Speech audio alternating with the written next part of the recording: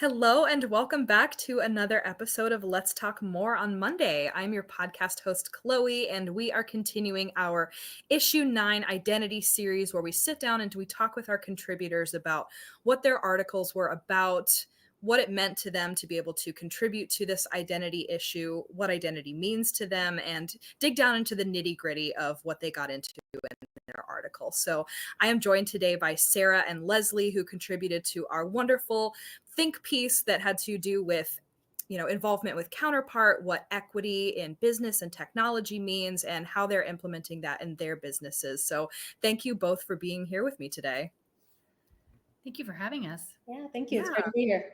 Awesome. I'm so excited to have you guys. So I will have you start by just introducing yourselves, telling us who you are and what you do, how you came to be here with us today. So let's start with you, Sarah.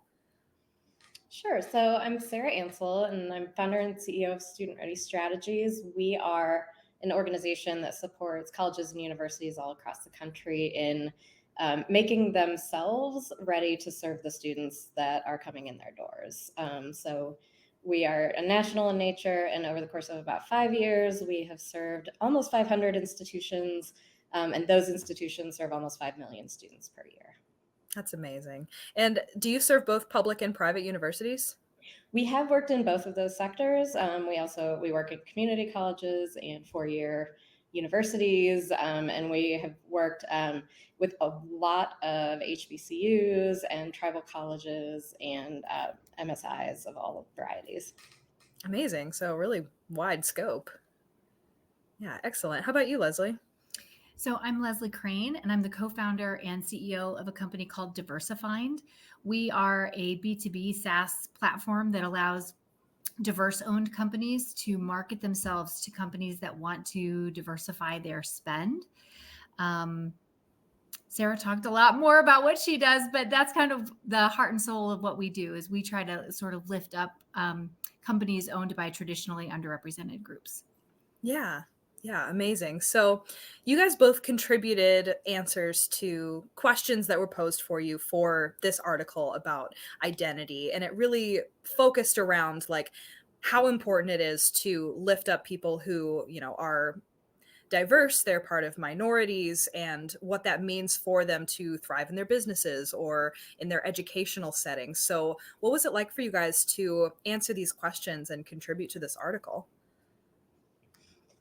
Well, I'm happy to go first. I mean, for me, it was a really nice opportunity for reflection and to really think deeply about the intersection of, there's the work that we do with our colleges where we're constantly talking with them about equity in their spaces and on their campuses. And this really gave me a good opportunity to really kind of tie a lot of different things together, including the work we're doing with technology, the work internally that we do in terms of building our own team, and just think about all the kind of the things that go throughout all of those. So I really love participating in that process.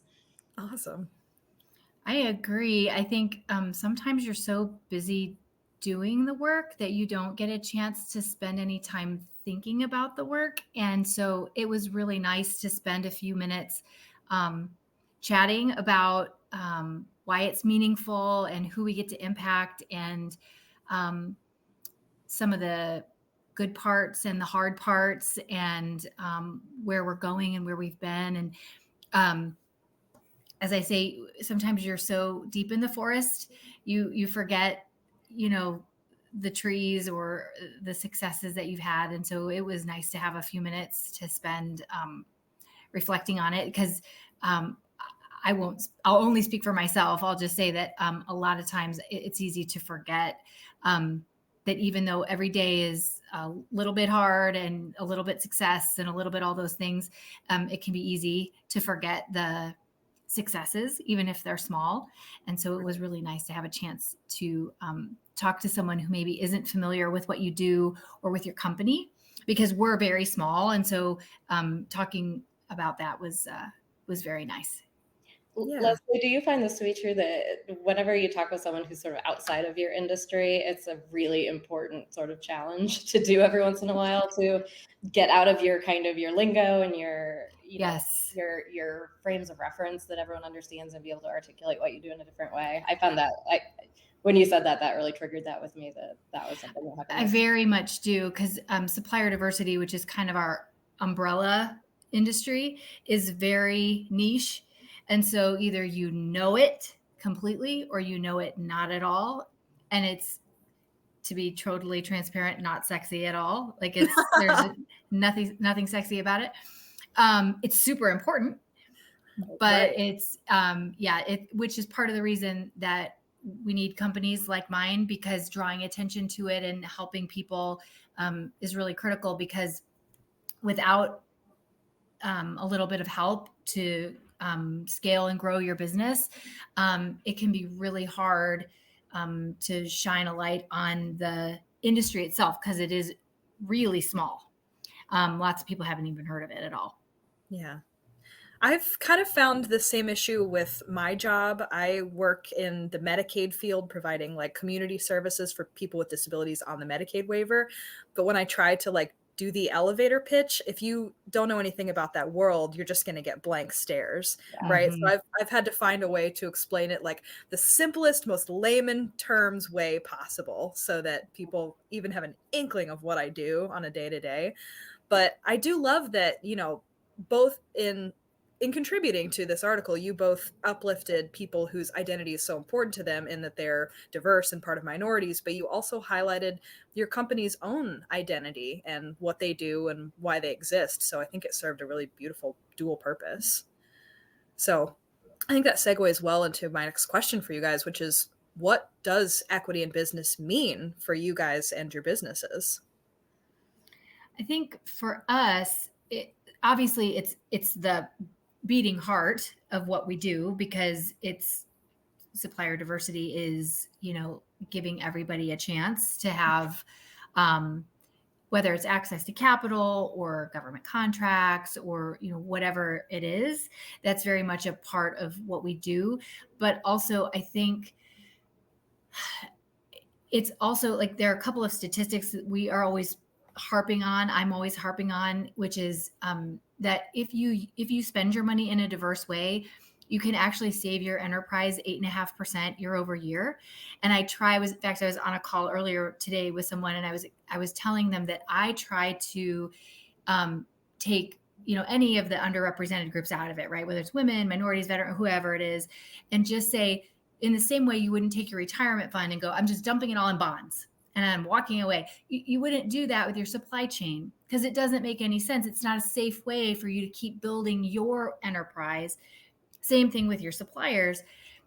And a separate statistic that we try to remind people about is that the data shows, and again, it's not Lesley Crane's data, it's somebody else's data that I just regurgitate, is that when you spend your money in a diverse way, those diverse suppliers come back to you as customers and clients. Yeah. And the example I like to use is, I have a client in a different business that I have, because I have multiple, because I don't have enough to do, right? She happens to be in the roofing business. She's a woman-owned roofing business, and I helped her with her issue. And I'll be darned if in the same month I didn't have a leak in my daughter's room. And I called her up and I was like, I'm having this problem. She was like, I got you. And I had a guy at my house, and he was like, and she told me, I got to take good care of you. And that's the cycle that I think people forget when we talk about diverse owned business. It's just business. Like, we are just business people doing business stuff. And people get hung up on, well, it's a woman-owned business, a veteran-owned business. It's just business, and we're doing a good job. So I think for me, it's reminding people of it, but it's also reminding them that we just need a chance, because all of us are doing a good job at our job.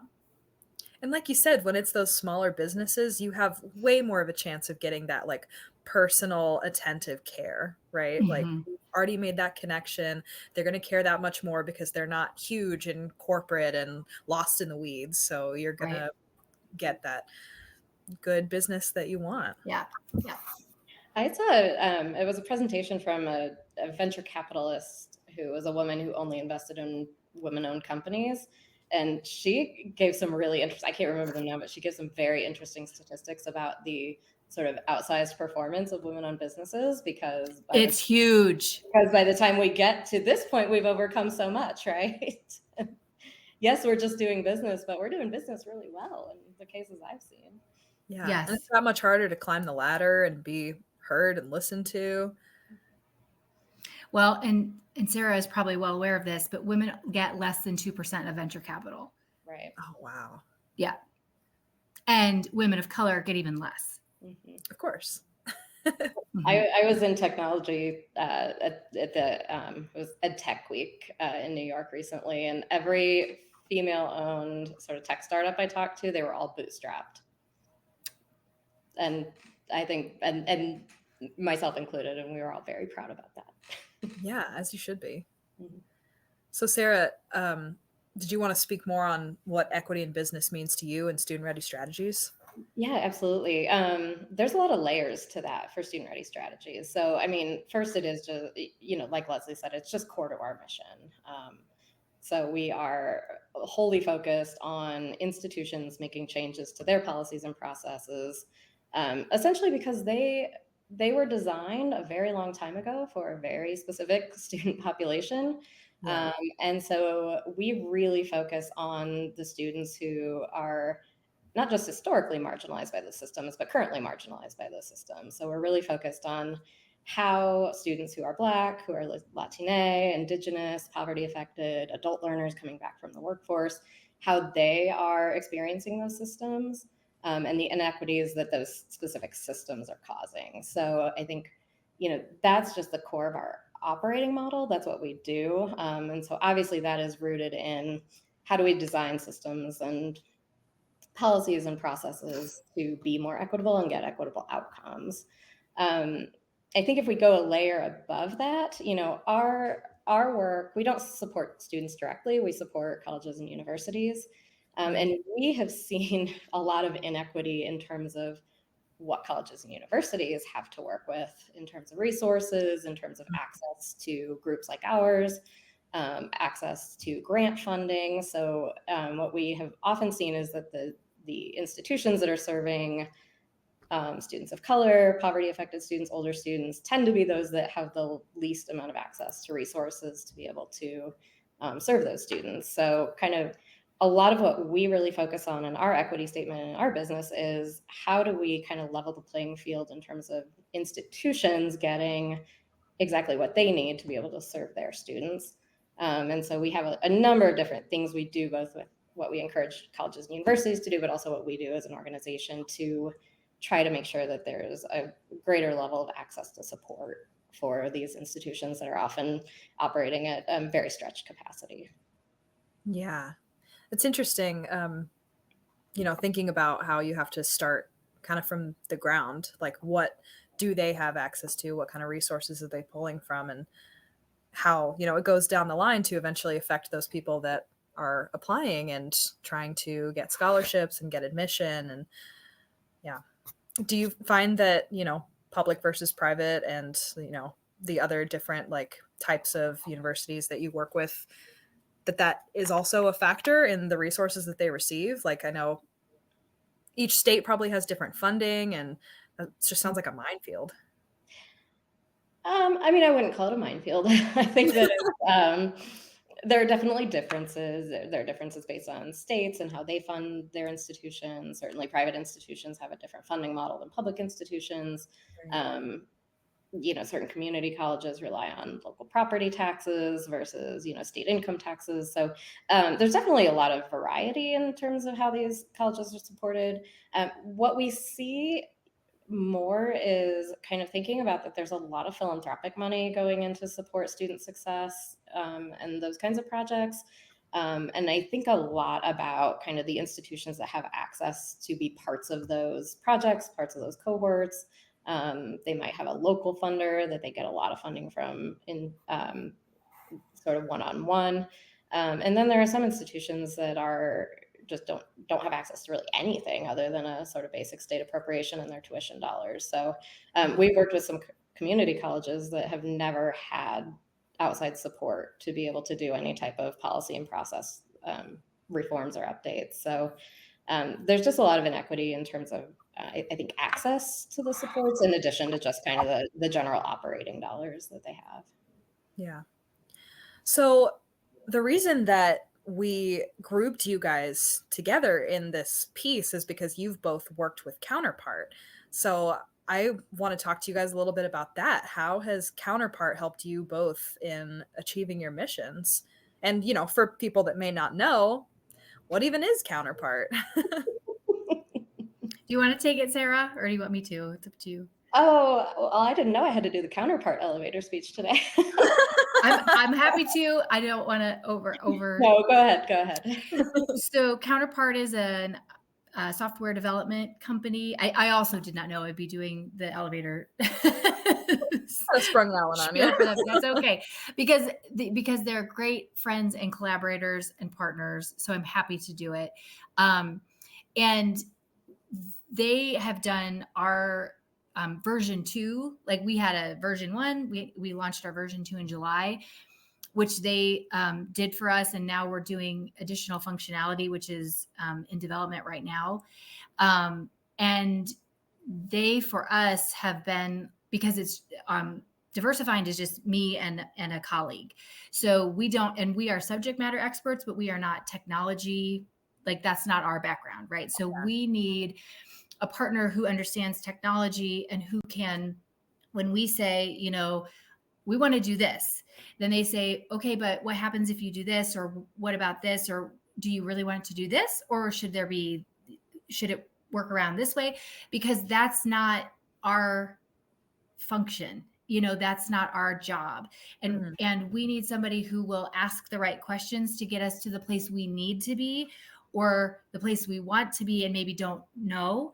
And that's the relationship that we've had. It's been wonderfully collaborative, and they are wonderfully kind. In fact, we had a sprint meeting yesterday, and Lauren, who's our designer, was on the call. And I don't know, Sarah, if she's your designer, if you have someone else, but I was telling her I love how her mind works, and she was walking through a design, and I said that my plan is to be able to steal her someday.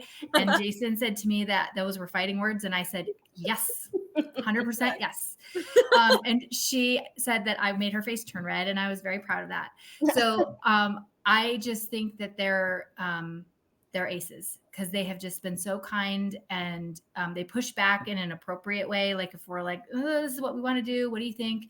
But collaborative is the best word I can think of to use for them. And I don't have a creative bone in my body, and that's where Lauren comes in. I don't know what Michael does except for wear headphones and do like this, but he seems to get the job done in a great way. So, and then Jason just seems to herd them all. So, right. Yeah. Well, what an honor for her to have that, you know, offer to get poached someday. Can't do it today, but someday. That would be my plan. Yeah. Well, I would love to dig down a little bit more into that, but let's save that for our Patreon episodes. So thank you both so much for chatting with me on this episode of Let's Talk More on Monday. If you guys want to hear more about this, a little bit more about Counterpart, how diversifying matters, and what technology means to these companies, make sure to go join us on Patreon. But in this last minute or so, I would love to have you both plug your businesses, your websites, your LinkedIns, any way that you want our listeners to find you guys after they're done listening to this. Yeah, so you can find us at studentreadystrategies.com. I would really encourage you to look at our different publications. We do a lot of direct service to institutions, but we also put a lot of thought leadership and ideas and frameworks and things out into the world that are just accessible to everyone. So, and I believe you can find all of our social media there as well. Awesome. And you can find us at diversified.com. And if you are a woman, minority, veteran-owned company, you can create a profile there for free and start marketing your company. So I'd encourage you to check us out there. Awesome. Well, thank you both so much for joining me on this episode of Let's Talk More on Monday. Make sure to go over to Patreon and listen to us dig a little bit deeper. And if you do, you're supporting our mission of making opportunities reachable for everyone, as well as funding our internship program, which is very near and dear to our hearts. So we'll see you over there. And thanks for joining us on Let's Talk More on Monday. Bye.